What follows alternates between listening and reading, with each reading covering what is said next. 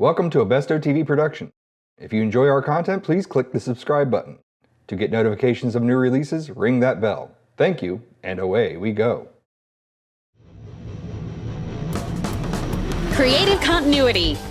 We bring the convention to you. This is Mr. Lobo speaking to you from the Great Philadelphia Comic-Con, and I'm here with Steve Cardenas. And we're here for creative continuity, and we have a couple of questions for you. I know you're really busy today. You got a line around the whole convention center. No problem. You are a busy man. I try, man. We do like about 40 of these a year touring around, so all over the world.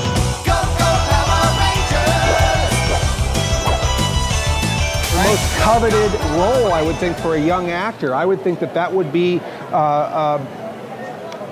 the character everyone wants to be. Yeah, I know. When I first got hired, they weren't sure when they were going into wardrobe and getting fitted. We were like, is he going to be the Red Ranger or the Black Ranger? And I was like, oh, please let me be the Red Ranger, please. And I ended up being the red one, so I was like, yes. So that was very cool, yeah. That's incredible, and it must be, I mean, everyone must be very proud, but you probably have fans all over the world and just everything that comes along with it. It's a very, very, very elite group. Could you talk a little bit about what you feel about the phenomenon of the Power Rangers and the fandom? Right, well, I mean, you know, to me, I'm very humbled by the fact that it's 20 some odd years later, and all of these kids that were little watching Power Rangers all grew up and they still like it. I mean, really like it. It's not like, oh, hey, I grew up on that, it was kind of cool. Right, it's not like Barney, where it's like, oh, exactly. I didn't like that when I was a kid. Right, exactly. Right. These are people that are die-hard, hardcore, dedicated fans that follow all the series, even all the way back to Super Sentai when it first came out in Japan. Like, they are hardcore, you know what I mean? And they love it still, and they know more about your character than you do, you know what I mean? So it's amazing to me that, you know, whatever we did struck a nerve that much, and I'm really happy to be part of that. It's very, very cool. I present to you the new Power Rangers. Rocky, Adam!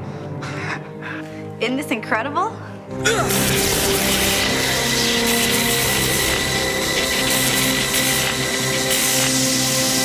Well, that's really incredible, and I'm glad to see that you have such a wonderful attitude and embracing it, because you know sometimes people take part in things like that and they're not proud of it, or they feel weird about it, or they don't understand the fans. Dude, man, yeah. But you seem like you're a fan at heart. I get it because, you know, all right, let me put it this way.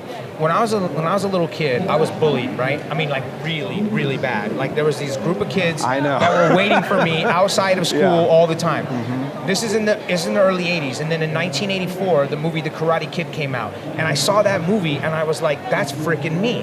That's me. This happening to me. And then I was like, man, I wish I could learn karate so I could kick these guys' asses. You know what I mean? Like that was my thought, you know. And eventually, it was the reason I got into martial arts. Watching that movie, understanding and relating to him, you know, was what drove me to want to get into martial arts. And then martial arts got me eventually the opportunity to become a Power Ranger.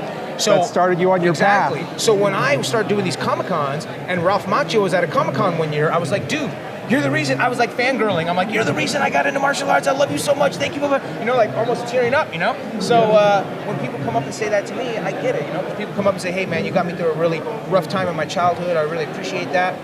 Dude, that's huge, man. Like, how could you not be humble? Really important, you know. I mean, it's like, you know, it's not brain surgery and it's not rocket science, but it's really important to a lot of people. It's an important part of their lives. I'm great because I feel good about it because, you know, like, call it is what it is, you know what I mean? Like, it was a hokey, campy show, but it was fun, but it had a good message, you know what I mean? And there was a lot of hidden things that were important about it, like diversity and learning how to work together as a team, learning to get along with other people, you know, all that kind of stuff. It's okay to be corny when you care about each other, you know? Exactly. You should know that I'm your friend, and I'm just glad I'm on your team.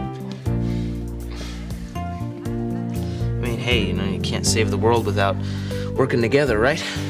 That's right. Tell us about Geek Nation. Okay, cool. Well, me and my cousin, we started this clothing line called Geeked Nation. Geek apostrophe D. Geeked Nation. Yeah, Geek Nation. It's this right here. So it says Geek Nation. There it is. And we have different designs like Release Your Geek. Then we've got this one, Make America Geek Again. We just have a bunch of different clothing, different designs.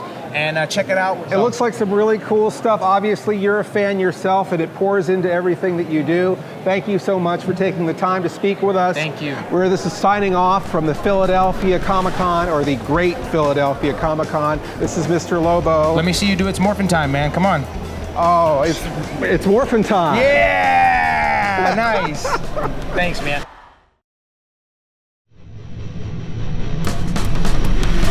Watch Creative Continuity, CodTunes, Con Rewind, Mr. Lobo Does, and more on this channel. Creative Continuity. We bring the convention to you.